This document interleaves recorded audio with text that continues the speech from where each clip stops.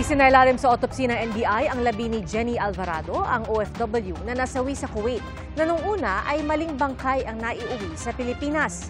Hinala pa rin ng kanyang pamilya, may foul play sa insidente lalo't puno raw ng pasa ang kanyang labi. Saksi, si Von Aquino.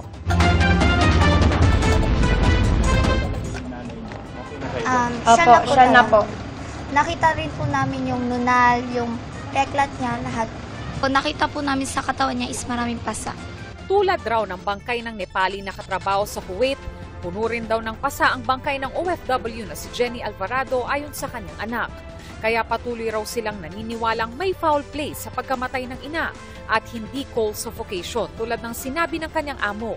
Sabi ng Department of Migrant Workers, hindi sumailalim sa autopsy ang bangkay ni Alvarado sa Kuwait at ngayon isinailalim na sa autopsy ng National Bureau of Investigation. Sa bandang tuhod po, sa braso, sa kamay, yun po, sa likod, yun po.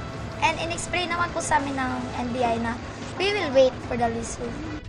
Habang inaantabayanan pa rin ng DMW ang police report mula sa Kuwait, pinag-aaralan na rin ng DMW ang mga legal na aksyon sakaling lumabas na may paglabag sa Kuwaiti law ang employer ni Alvarado, maging ang shipping handler na nagkamali sa pagpapadala ng bangkay sa Pilipinas.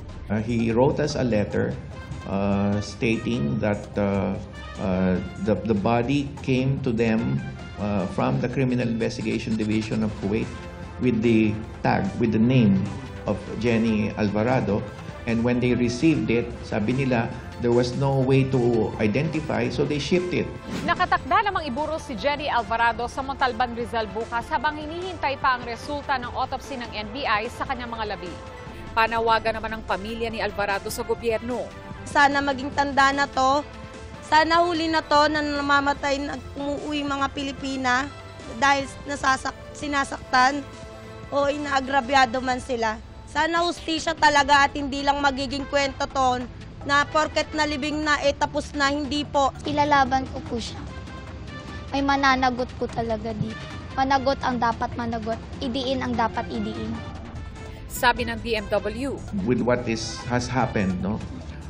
Yung mga pagkasawi ng OFWs natin ngayon sa Kuwait ay rene-review din natin ngayon yung current policy na yan, kung dapat ba natin higpitan at kung dapat ba nating magkaroon pa ng more stringent measures sa pagpapaalis ng ating mga domestic workers. Para sa GMA Integrated News, Von Aquino ang inyong saksi.